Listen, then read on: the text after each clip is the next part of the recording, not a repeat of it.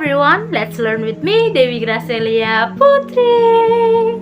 So today we're gonna learn about figure of speech. So let's get started, guys. Okay, everyone. So today we're gonna learn about figure of speech. Okay, before I start our learning today, I'm gonna ask to you first. Have you learned or have you know about figure of speech? And then have you write a poem, a poetry, a short story, or a fairy tale story?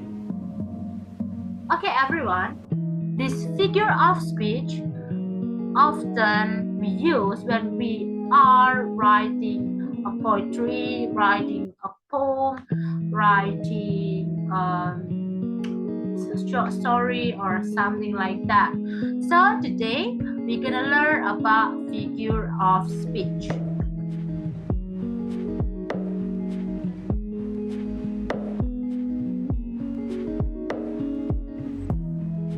Okay, this is what we'll learn for today. The first one is about introduction, and the second one is types of figure of speech, and the third one, figure of speech analysis in the poetry.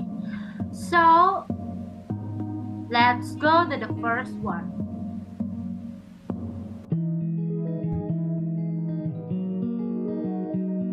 Introduction. In this section, we will learn about what is figure of speech.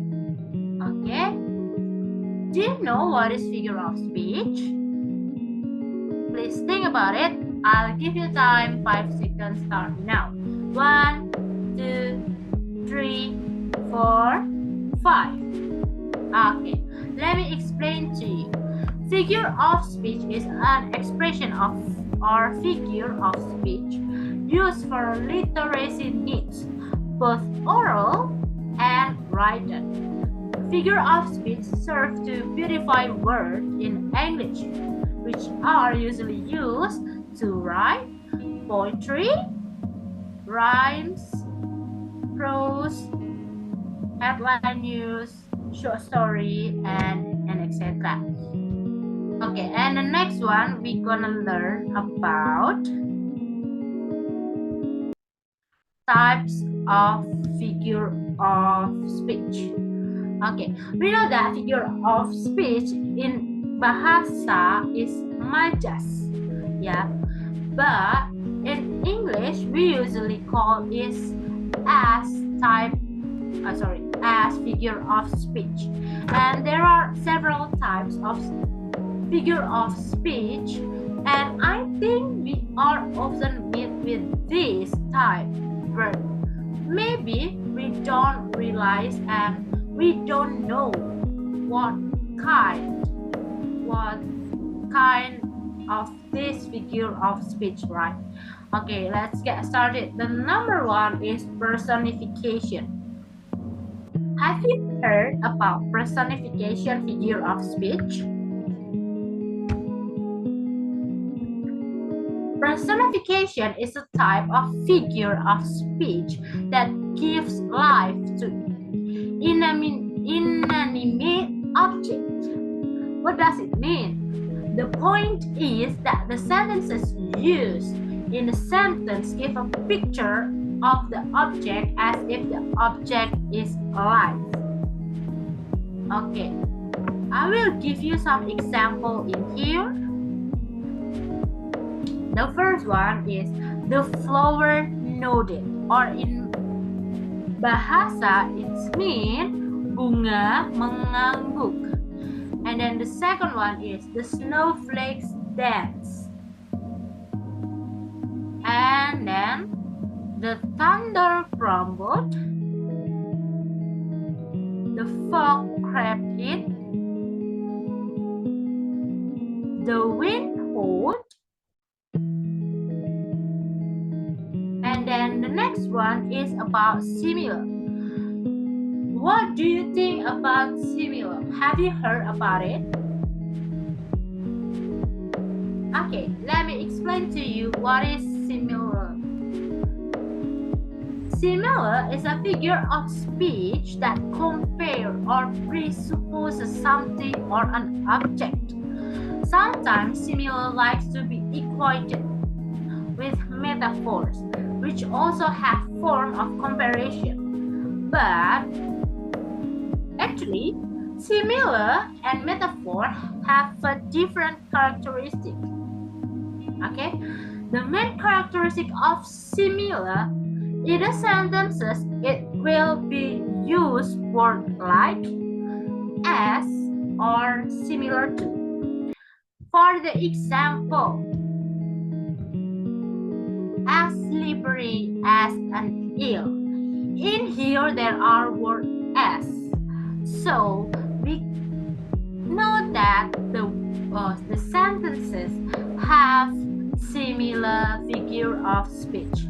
Okay, the next one, like peas in a pot. Like peas in a pot. This is also have similar figure of speech. Why? Because in here, in the second sentences, in here there are words like.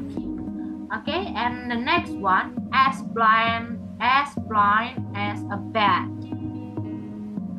It's like a pig.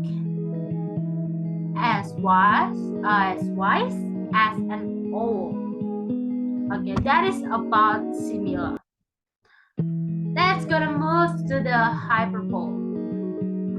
Do you know about hyperbole? In Indonesia, we know this figure of speech as hyperbola. Same as in English, this hyperbole sentences looks like exaggerating something. Jadi, hyperbola ini adalah kata-kata yang melebih-lebihkan sesuatu sehingga memiliki penekanan khusus pada meaning dari kalimat tersebut. For the example number 1, I've told you to stop 1,000 times. I've told you to stop 1,000 times. In here there are hyperbole figure of speech, yaitu ada di 1,000 times. Yeah, it is not related to the fact because the person, I think the person will not say something in 1,000 times, but it's mean that person have told someone in several times and she or he always repeated it in the several times. Okay, and then the next one is that must have cost $1 billion. I could do this forever. She's older than dirt. Everybody knows that. And then the next one is metaphor. What is metaphor? Metaphor is a figure of speech in which a word or phrase literally denoting one kind of object or idea is used in place or another to suggest a likeness or analogy between them. For the example, heart of stone. Time is money. The world is a stage. She's a night owl. He is an ogre. Okay, that's all about metaphor. And then we're gonna move to the anaphor. Have you heard about this anaphora? I give you time to think about it. What do you think when you see this word anaphora? Let me explain to you. Anaphora is a writing technique in which a phrase or a beginning in the word is the same and is repeated in the sentences. Usually, anaphora is used to write in poems, fairy tales, speeches, or poetry to make it more rhythmic. For the example in here, I came, I saw, I conquered. This is one of sentences in one of stanza of poetry by Julius Caesar. As you can see, guys, in here there are word I, and I in here always on in the front of or in the beginning of the sentences, like I came, I saw, I conquered. And then the next one is mad word, mad kings, mad composition. And then the next one is it was the best time, it was the worst time, it was the age of wisdom, it was the age of foolishness. And then with malice toward no, with charity for all, with firmness in a right, by Abraham Lincoln. Okay, move to the next one is assonance. What is assonance? Assonance is one of the characteristics of assonance figure of speech is the repetition of a similar sound of word. Sometimes assonance can also repeat word in the same prefix. For the example, in here, for the rare and radiant maiden, whom the angels named Leonor. As you can heard it, everyone, there are similar sound when I read these sentences. For the rare and radiant maiden, whom the angels named Leonor. And then the next one is, therefore all seasons shall be sweet to be thee.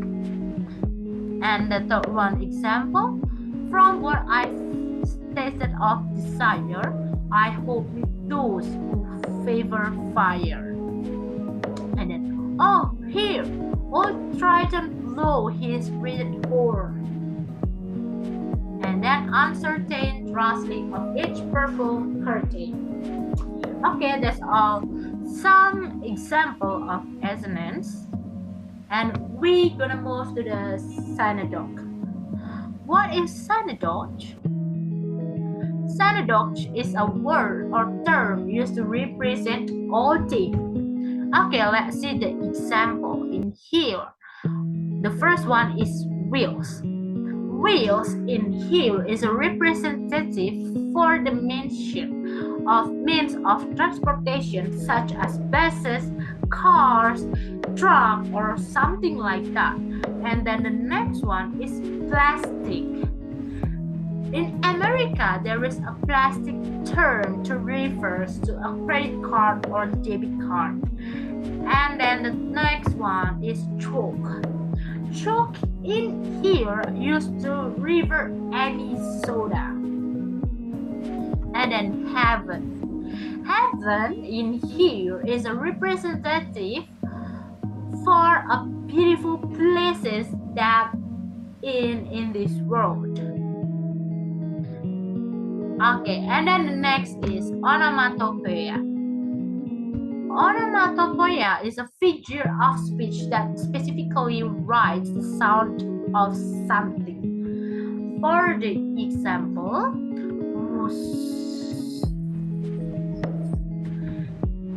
is a representative for the wind sounds. And then the next one, oink oink oink oink. It's a representative for big sound. Or splash. Splash is a representative for water splashing. And then click, click, click. Click is a representative sound when someone are clicking or on works at computer. And then the next one, I have alliteration. Alliteration is one of the figures of speech that has a function to beautify the types of English sentences. One of the characteristics of alliteration is having repeated consonant sentences. For the example in here, I have the white walrus waits and wonders when we walk by. Okay, everyone, I forgot to tell to you. Alliteration in here usually we with tongue twist. Yeah, we usually call it as tongue twist. In a tongue twist, there are alliteration and it having repeated consonant sentences. Okay, and then the next one is she sells seashells. Okay, the next one, Walter wondered where Winnie was. And then the next, blue baby bones popped through the bayou. Blue baby bones popped through the bayou.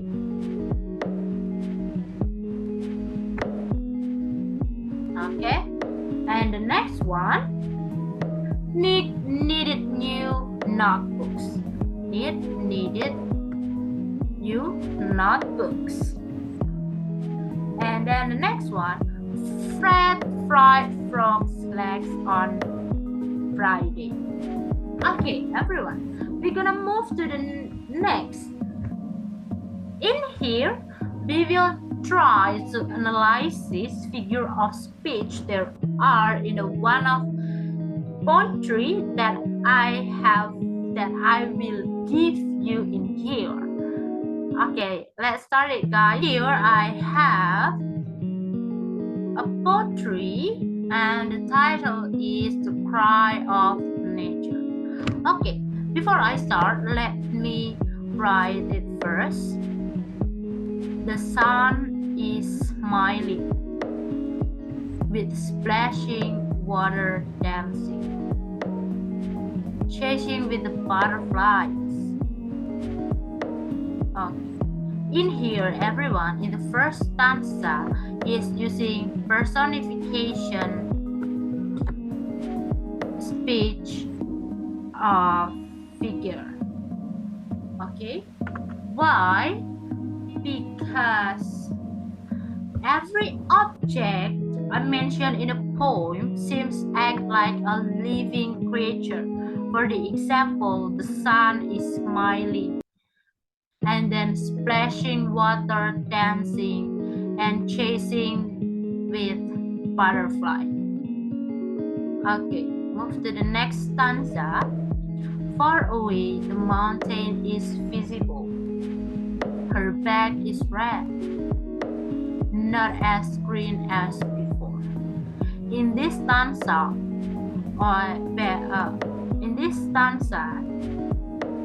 in the second sentences, her back is red. It is used metaphor. Why? Because the use of language used as an object acts as another object. And then the next one, destroy everything. Sweetie sand miners, replaced by a dredger, the sands flow, make arrogant people rich. In here, using hyperbole. Why? Because the word it used in here is exaggerating or not related in the fact. For the example, like Sweetie sand miner, Sweetie sand miners. Okay. And then the next one, I don't see a finches anymore. Our nature dries up with a heart that is getting dry. In here, using synecdoche. Why? As we can see, the word finches at the first sentences in this stanza is the representative of the animals in the forest. Not only the finches, but there are other animals that the person cannot see because the nature was broken. So everyone, that's all the example of the figure of speech that we can find in the poetry. So thank you for joining and see you on the next video. Bye bye.